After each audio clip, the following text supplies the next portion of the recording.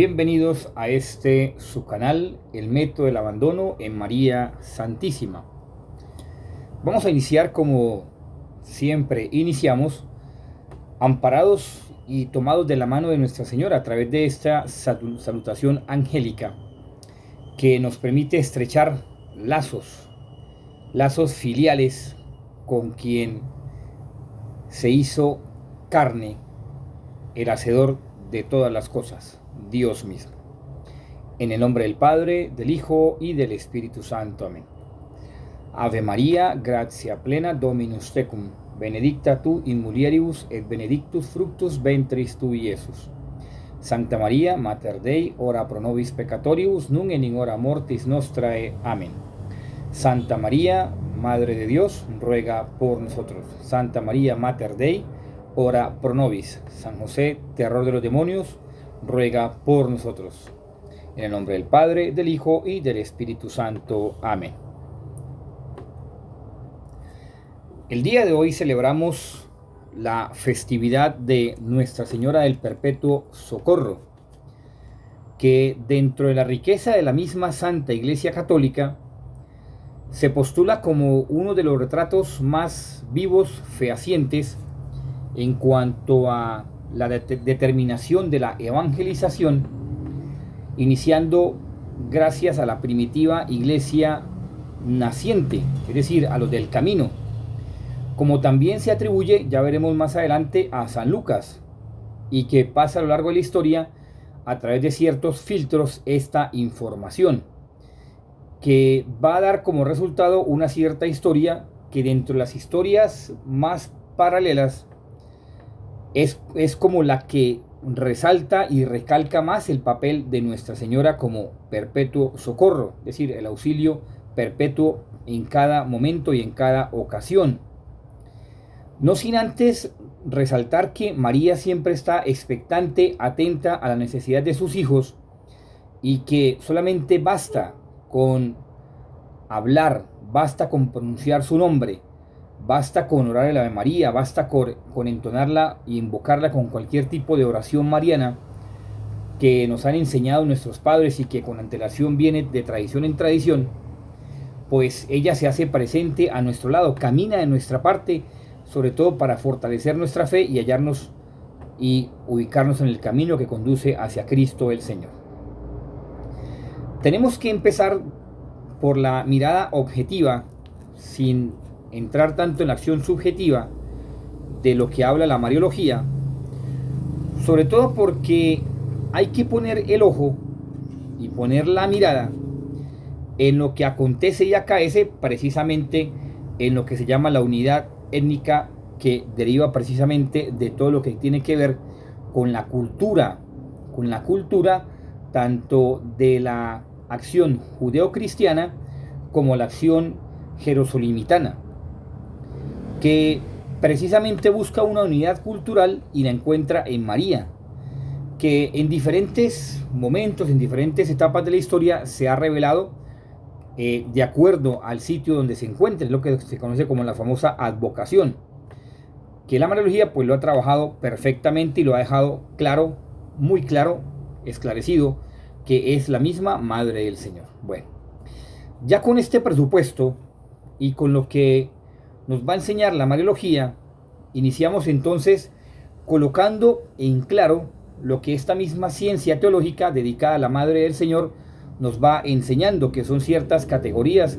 ciertos eslabones que podemos entender o que podemos llegar a entender para poder entonces comprender mucho más la acción de la Madre del Señor, quedándonos con el último de los escalones o la última de las categorías que vamos a escuchar a continuación, que inicia precisamente con el famoso Virgo Audiens, que es la que acoge con fe la palabra de Dios, Virgo Orans, cuyo Magnificat es la glorificación de Dios y expresión de humildad, de fe,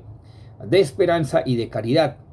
Virgo Pariens, que mediante la fe y la obediencia se hizo digna de engendrar en el tiempo aquel que fue engendrado desde toda la eternidad por el Padre,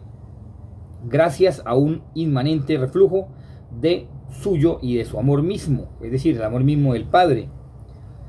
Al mismo tiempo, con esta la que nos vamos a quedar, con el famoso Virgo Offerens, que en la presentación de su hijo en el templo prefigura y con su presencia al pie de la cruz consuma el ofertorio de la víctima inmaculada, es decir, de Jesucristo, quien ha recibido cuerpo y sangre de la Inmaculada Concepción, Virgo Offerens. Acuérdese de ese término en cuanto a la acción dogmática de la Mariología, que precisamente considerando a María desde estas diferentes categorías, pues entonces resalta las expresiones en cuanto al culto de las múltiples relaciones que la unen,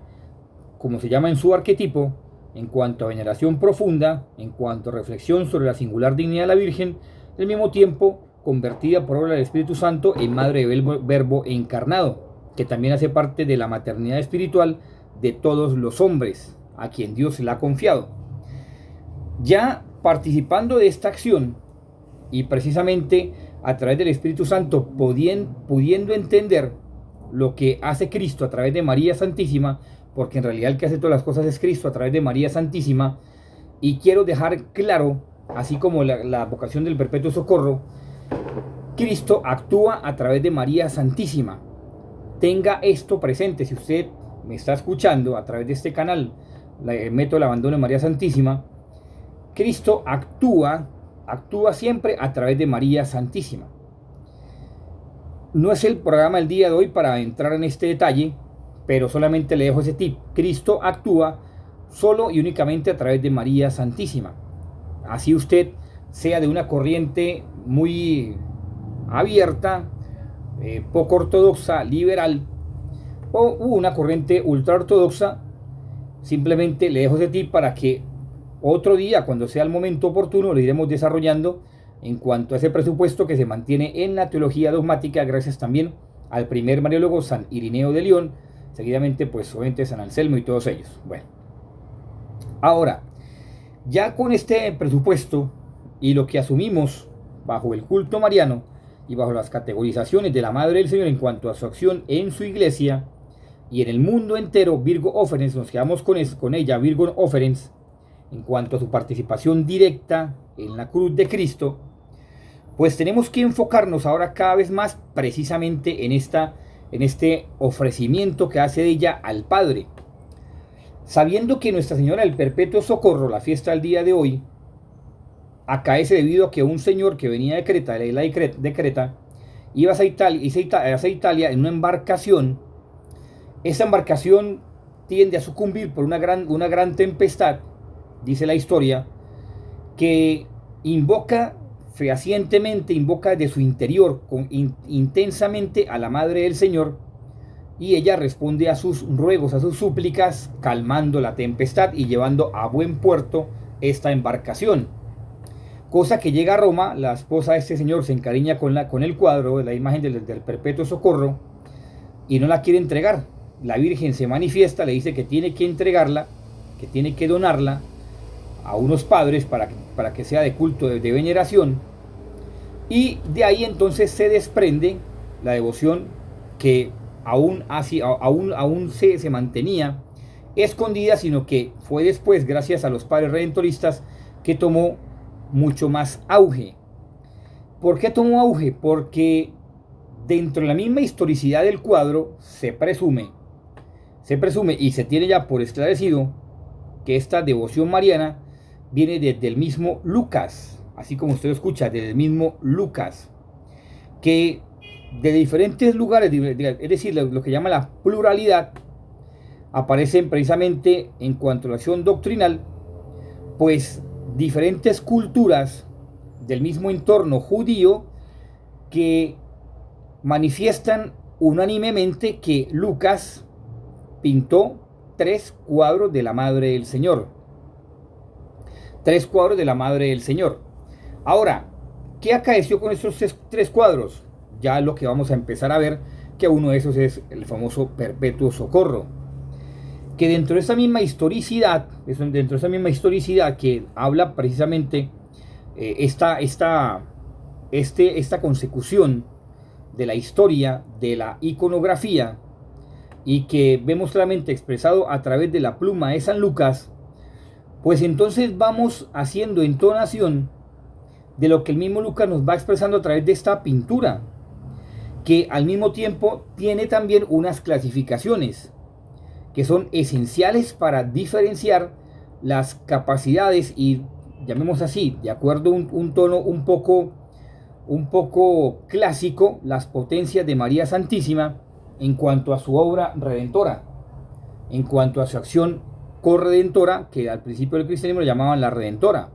Bueno, teniendo en cuenta esto, y al mismo tiempo pues con diferentes historicidades que también habla el famoso Nicéforo Calixto, que también habla mucho del famoso Epifanio, que ya obviamente pues a nivel de la Mariología lo conocemos, pues habla de la estrecha relación que tuvo precisamente Lucas con la Madre del Señor, y que hace un recuadro y una biografía de cómo era la Madre del Señor, teniendo en cuenta a San Lucas, y que dentro de su misma iconografía habla de la acción fenotípica, es decir, de sus rasgos propiamente como criatura, como criatura humana, salvo que es Inmaculada Concepción. Bueno, una cosa bellísima, esplendorosa, se podría decir. Pero no nos vamos a detener ahí, nos vamos a detener en los rasgos propiamente establecidos dentro de las facciones, si se puede llamar así, iconográficas, que habla del famoso Maforión, que es en contraposición al Homoforión. Mientras uno es una especie de velo que le cubría la cabeza y los hombros y le bajaba hasta las rodillas, sosteniendo por un broche a la altura de la garganta. El moforión es la prenda que se ve con más frecuencia en los íconos marianos, que está adornado generalmente por galones de oro y deja entrever el borde del escote de la túnica con que se viste, así a la extremidad de las mangas fijas. Bueno, son cosas de la vestimenta que hace propio la iconografía. Pero ¿a qué es lo que quiero llegar con esto? ¿Por qué? Porque así como vemos unos primeros recuadros, este es uno de los primeros recuadros que se le atribuyen a Lucas, que está hoy en la Iglesia Ortodoxa rusa, vamos entonces a detallar con más cercanía y más profundidad lo que tiene que ver precisamente con la imagen del Perpetuo Socorro, que ya bien hemos dicho que es una pintura que viene de San Lucas, y que a lo largo de esas mismas culturas, sobre la acción de la inculturización, hay tres grandes recuadros que son precisamente de Lucas, y que son diferentes arquetipos de la humanidad de Cristo pasada por la humanidad de María. Una cosa bellísima que voy a tratar de hacerme entender. Bueno, ahora bien, dentro de esta misma acción iconográfica, vemos entonces aquí la imagen propiamente establecida, estructurada, de Nuestra Señora del Perpetuo Socorro. Cuando uno empieza a detallar la imagen, ve a dos ángeles, Miguel y Gabriel, sosteniendo pues sus diferentes herramientas de la pasión de Cristo, cosa que él iba a sufrir. A su vez, el niño está observando precisamente lo que es el instrumento de la pasión, de la salvación, de la cruz. Todo está en griego y la gente se preguntará, ¿y por qué está en griego? Porque acordémonos que Lucas, en sus indagaciones, pues primeramente habla el hebreo perfectamente. Pero como este icono del Nuestra Señora del Perpetuo Socorro, hace trascendencia o hace trayectoria a las comunidades greco-cristianas, que es donde pues aparece precisamente en la isla de Creta este cuadro que lo lleva este señor sobre el siglo XV, pues nos va dando pistas y pautas para entonces saber de que este icono, como bien lo dicen los apócrifos, Lucas pintó tres tipos de cuadros que aún hoy uno se mantiene, que es el famoso cuadro también considerado como la patrona de los guías,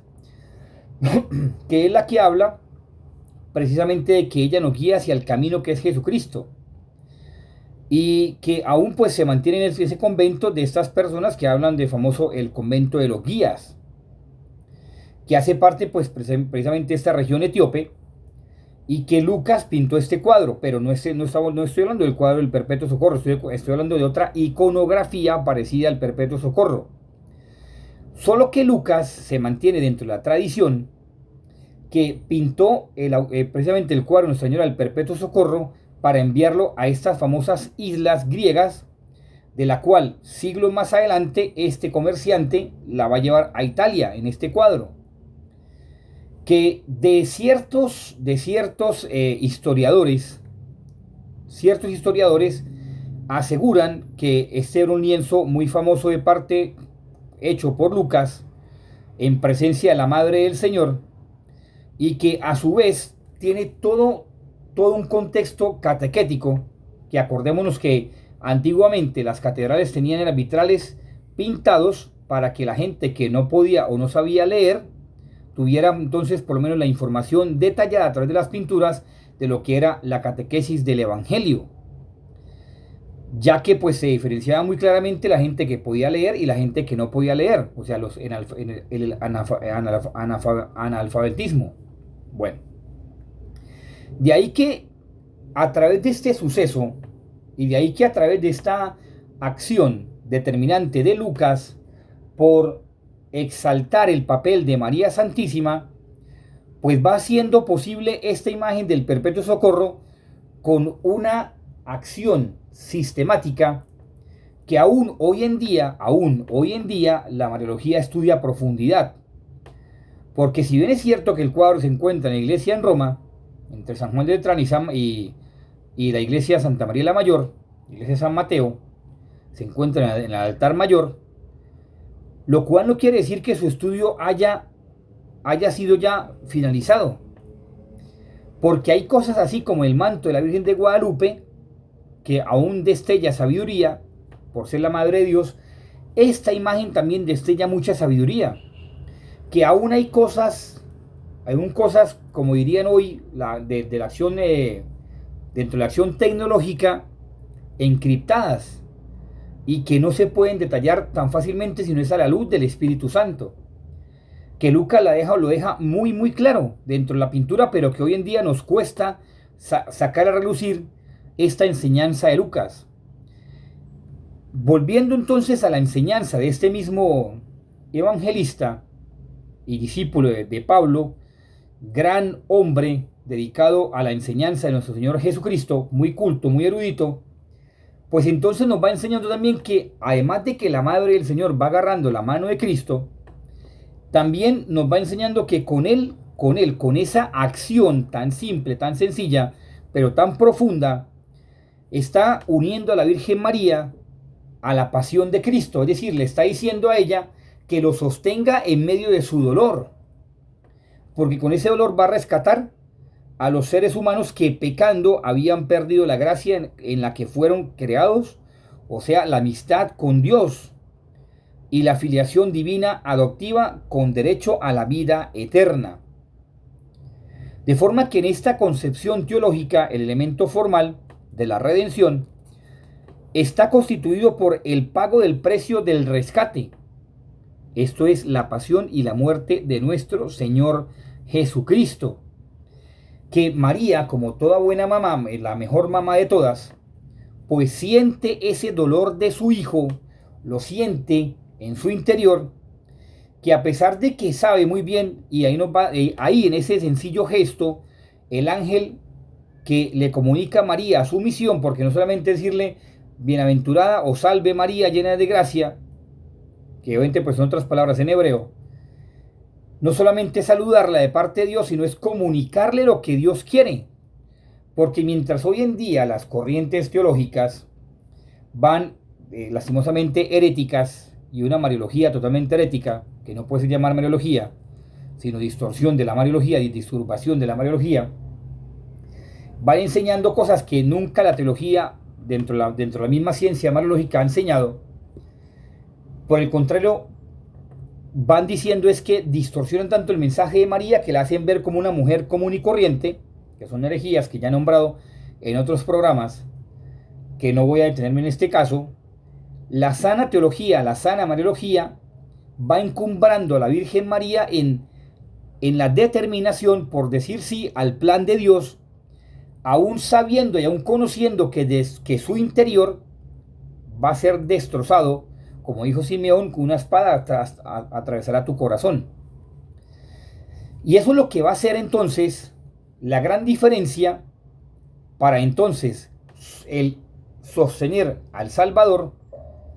y ser la cooperadora de la obra de la redención, es decir, la corredentora, cosa que hasta el siglo XIX se tenía como la cooperadora. Ya en estudios más críticos, más a fondo, y teniendo en cuenta el sentir de los padres de la Iglesia, los apócrifos, y diferentes estilos de concepción teológica de los primeros siglos, se ha determinado que María es corredentora. Cosa que vuelvo y digo, por eso algunos quieren ver a ella simplemente como la cooperadora. No puede ser cooperadora. Porque este sencillo gesto que nos está mostrando Nuestra Señora del Perpetuo Socorro nos está diciendo que es ahí donde se ampara nuestro Señor Jesucristo para devolvernos la gracia que hemos perdido por el pecado. Ahora, ¿por qué entonces muestra el icono, y San Lucas lo dibuja, por qué muestra el icono a Miguel Arcángel y a San Gabriel Arcángel? ¿Por qué lo muestra? Ya yendo más a profundidad, sin detallarnos en la imagen ni en el color que utiliza Lucas, que es muy significativo, y sobre todo que es muy bello. ¿Por qué entonces muestra a Nuestra Señora del Perpetuo Socorro con Miguel y con Gabriel? Sencillo, porque Miguel, su nombre como bien sabemos es quien como Dios, y Gabriel quiere decir fuerza de Dios, de forma que él, a través de estos enunciados y de estos personajes angélicos que existen desde el momento de la creación angélica, pues existen Miguel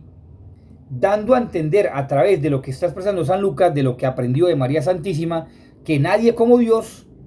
de forma que Miguel lo va a asistir junto con su mamá para derrotar la obra de Satanás. Es decir, que solamente es Dios el que tiene todo el poder. Y de forma que él lo que está buscando, Jesucristo, es derrotar la obra de Satanás y glorificar al Padre para que a través de María Santísima, como lo narra precisamente la historia de la iconoclastia, precisamente de María Santísima, pues entonces nos afiancemos cada vez más en este camino que tenemos que seguir cada uno de nosotros, sabiendo muy bien, sabiendo y conociendo que a través de ella y solo a través de ella alcanzamos el camino para glorificar al Padre. Ojo, para glorificar al Padre. De forma que este camino,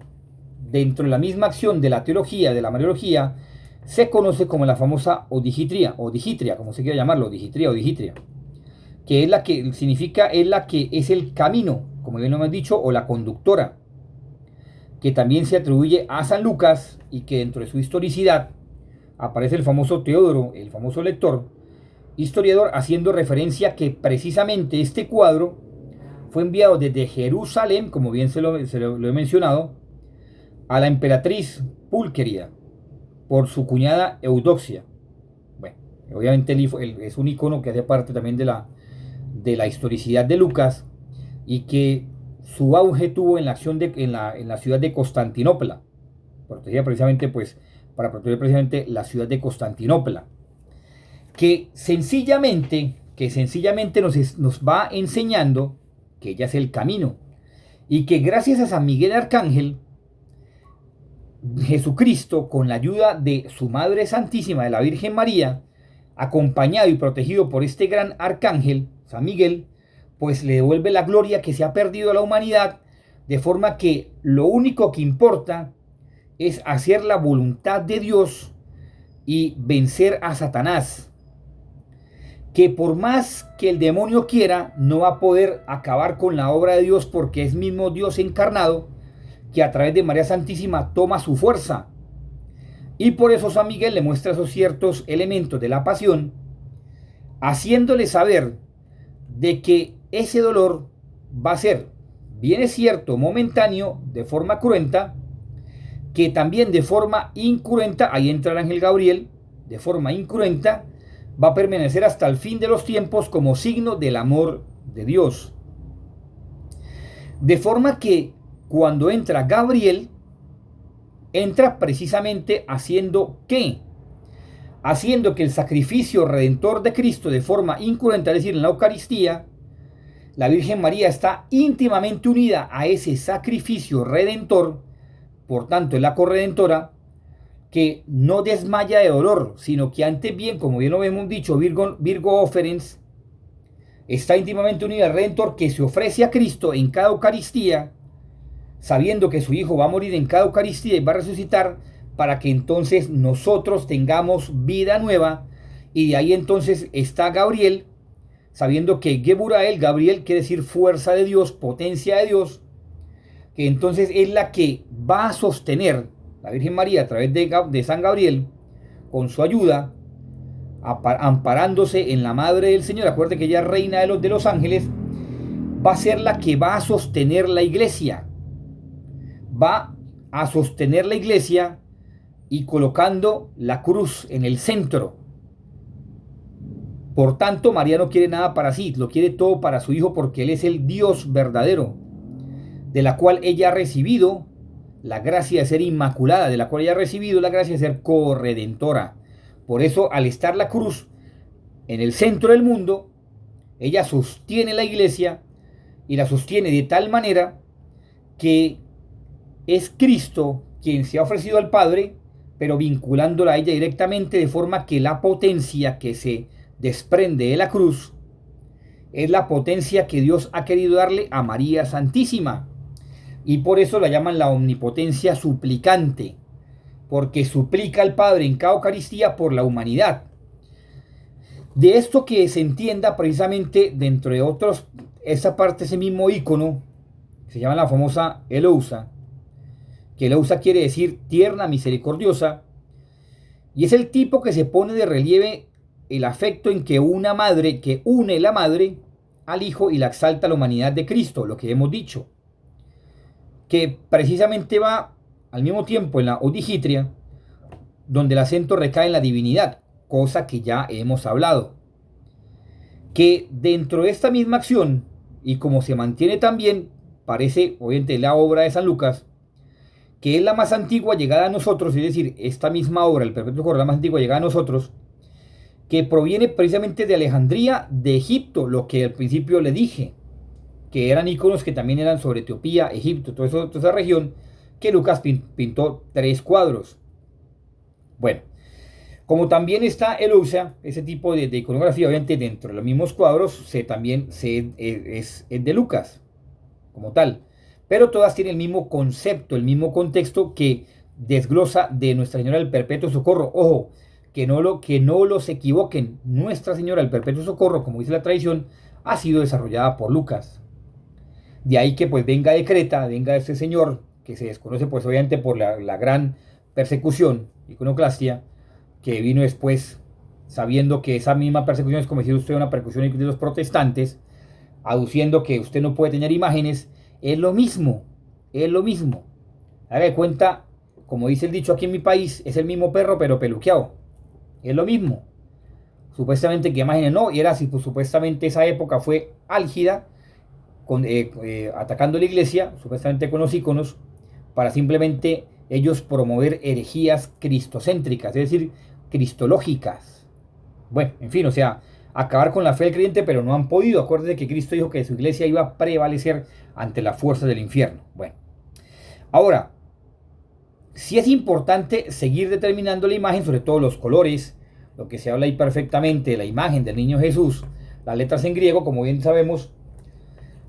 pues Lucas escribe en griego, pero acuérdese que él busca siempre las fuentes del arameo, y aparece dentro de una acción que se llama la famosa Agios Orticia y la famosa Blackerino Bautiza, que ambas son afines a un tipo que se llama la diécesis o súplica, que ¿en dónde se ve eso? ¿En dónde se ve precisamente eso? En la postura que trae la Madre del Señor, la súplica, que precisamente es el tipo de retrato de la Virgen María atribuido precisamente también a San Lucas, que está dentro del Perpetuo Socorro. Estoy hablando de las facciones que tiene el Perpetuo Socorro con respecto a Lucas, y los iconos que él pintó, que son idénticos al Perpetuo Socorro, solo que algunos no están tan completos. ¿Dónde se ve eso? La súplica. ¿Dónde se ve eso de la súplica? Se ve cuando usted observa el cuadro, ve que al niño Jesús, se le va a caer una sandalia. Si usted observa el cuadro, ve que al niño se le va a caer una sandalia. De forma que, como dice precisamente la acción colocada en cuanto a Constantinopla, que fueron los que también empezaron a detallar más la acción del Perpetuo Socorro, habla de la famosa Agua Soros o precisamente Urna Santa, que dentro de este mismo sentido del vestido de la Virgen María, la Urna Santa, es la súplica, y usted dirá, pero ¿qué tiene que ver con la sandalia? Tiene mucho que ver, porque precisamente esta diéresis, o deris, como se quiera decirlo, desis, como se quiera decirlo, que precisamente el nombre ha designado la forma de Cristo, sentado precisamente de pie, generalmente en actitud de juez. En esta ocasión se le está deslizando la sandalia y él alza el pie, es porque la súplica quiere decir que es el niño Jesús que a través de María Santísima implora al Padre, mediante la súplica de María Santísima, para que los pasos de toda la humanidad, como dice en las letras griegas arriba, de toda la humanidad no se desvíe, sino que antes bien, por el contrario, el sacrificio que da la Madre del Señor no se pierda. La famosa desis, por eso se llama desis. Bueno, que dentro de estos fragmentos importantísimos habla precisamente de la Virgen de la Pasión, o sea, la súplica de la Virgen de la Pasión en cuanto a que los pasos de la humanidad entera sigan los pasos de Jesús, y que al mismo tiempo, como supremo juez, como habla precisamente esta tesis, Cristo como justo juez sentado a la derecha del Padre junto con María Santísima, pues al juzgarlo los pasos de la humanidad, al seguir los pasos de Cristo Jesús por intercesión de María Santísima, el juicio no sea tan severo, y el mensaje de Cristo no se pierda en la humanidad. Entonces es una gran enseñanza de la parte iconográfica. Ahora, de forma que esta Virgen de la Pasión, que precisamente ya hemos pasado por la Odigitria, Eleusia y al mismo tiempo la Desis, pues se llama la Virgen de la Pasión en cuanto a que se conoce el nombre como Estrasnaya, así se llama, Estrasnaya, que precisamente para nuestra cultura, como bien he dicho al principio, es la famosa Virgen del Perpetuo Socorro. Es lo que se llama la Virgen del Perpetuo Socorro. Ahora sí usted se va dando cuenta cómo se va entrelazando toda la historicidad de Lucas, cómo entonces vamos entendiendo las tres pinturas de Lucas, cómo las tres pinturas van haciendo o se van conjugando con una sola única pintura, que en diferentes culturas la tenemos y la exponemos. Porque precisamente ante este mensaje tan profundo y tan pleno, esta famosa Estranaya, que vuelvo y digo, se habla de la Virgen del Perpetuo Socorro, pues habla de esta misma acción angélica de hacia los lados superiores de los ángeles con respecto a María, que presentan vuelvo y digo, los instrumentos de la pasión. No se le olvide eso, se presentan los instrumentos de la pasión, que sencillamente Lucas quiere expresar que el niño siente terror al ver los instrumentos de la pasión, y que siente presa de ese mismo terror, y como bien hemos dicho, se sostiene los brazos de las manos de la mamá, de la Virgencita María, que teniendo en cuenta esa tesis y que esa sandalia resbala de su pie quedando colgada por la cinta, esta misma acción, vuelvo y digo, es importante que quede claro, es para seguir los pasos de Cristo, y que ese deslizamiento del pie está haciendo evocación de lo que es el infierno y su condenación, de forma que el niño no quiere que la gente se condene, y que recurre a su madre como medio de salvación. Ojo, importantísimo esto, como medio de salvación, para que entonces a través de su intercesión aplaque la ira divina, aplaque la ira divina. De forma que ya para ir finalizando, vamos a escuchar un relato breve de lo que es la historicidad del Perpetuo Socorro, donde se encuentra esta reliquia, esta imagen, y ya retornamos con la última parte de este programa dedicado a la Nuestra Señora del Perpetuo Socorro.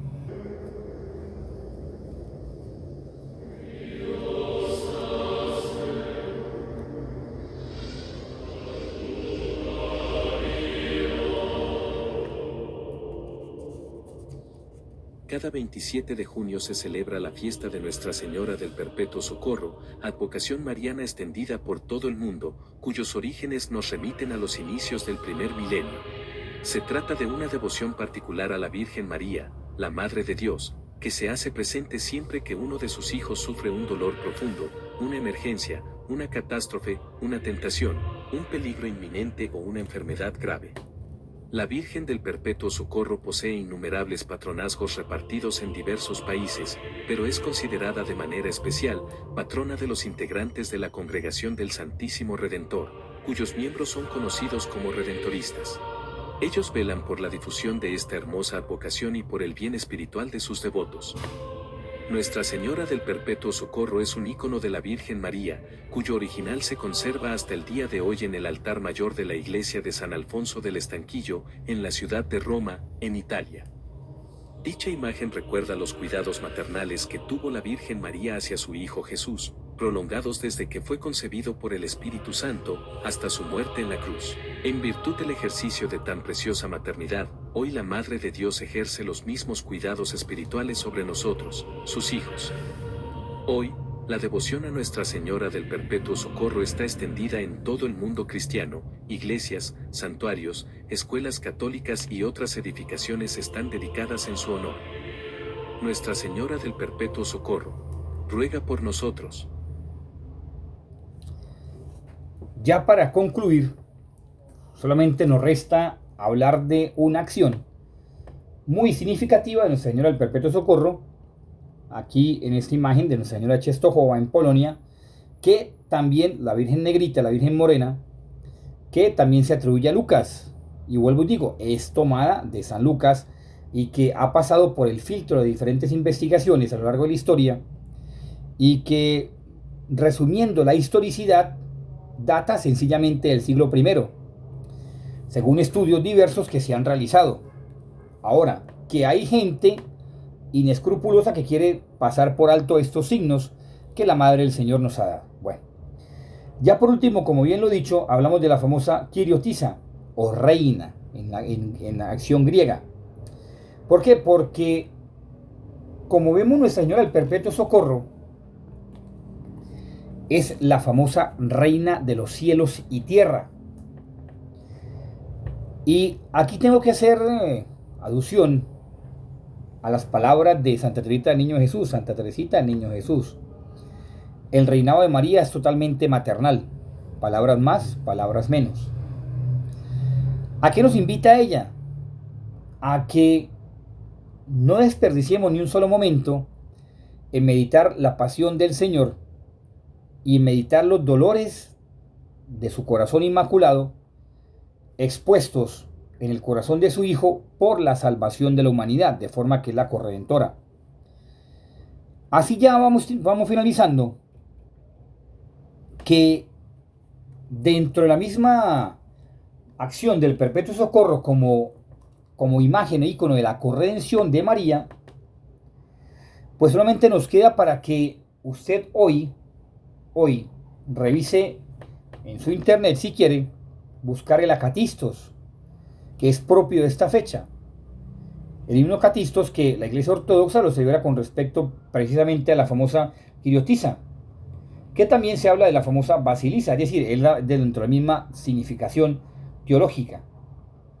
que hace parte del regazo materno que tiene María Santísima con su Hijo, y por tanto es el trono de la sabiduría, para que entonces en esta grandiosísima obra de la corredención de María, que no es otra cosa que el Perpetuo Socorro, alcancemos la salvación a través de su reinado materno. Y si esto nos queda muy claro, sencillamente démosle gracias al Señor y oremos a la Virgen María, el Santo Rosario, si puede usted la Catistos, y otras oraciones. Inclusive hay una oración muy de antemano, pues antiquísima, de San Juan Damasceno, que pues son muchas tantas, entre cuanto hay un manuscrito que se llama el himno de lo alto de los profetas, de San Juan Damasceno, y otros himnos de la acción del magisterio en cuanto a la Mariología, y que se pueden buscar en internet. No sé si lo encontrará, supongo que sí. De forma que les agradezco su atención, no sin antes hacer esta oración corta, breve, a nuestro Señor del Perpetuo Socorro. En el nombre del Padre, del Hijo y del Espíritu Santo. Amén. Oh Madre del Perpetuo Socorro, dignaos socorrerme en todo tiempo y en todo lugar, en mis tentaciones y dificultades, en todas las miserias de esta vida y sobre todo en la hora de la muerte. Amén. Ave María, gratia plena, Dominus tecum, benedicta tu in mulieribus, et benedictus fructus ventris tui, Iesus. Santa María, Mater Dei, ora pro nobis peccatoribus, nunc et in hora mortis nostrae. Amén. Les agradezco su atención, les agradezco que difundan su canal, el método del abandono de María Santísima, que estamos dedicados a expandir el mensaje de la Madre del Señor, y que no es otra cosa sino simplemente buscar el camino que nos conduce hacia la salvación en Cristo Jesús. Que Dios les bendiga, gracias por su atención, gracias por su tiempo, y que siempre estén unidos de la mano de la Madre del Señor. Que estén muy bien, Dios los bendiga.